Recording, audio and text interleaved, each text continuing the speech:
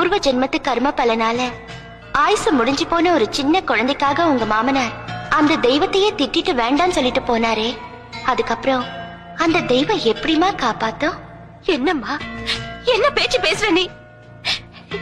எங்க மாமனார் ஏதோ கோபத்துல தெய்வமே வேண்டான்னு சொல்லிட்டு போயிட்டாருன்னா அந்த தெய்வம் எங்களை காப்பாத்த கூடாதா?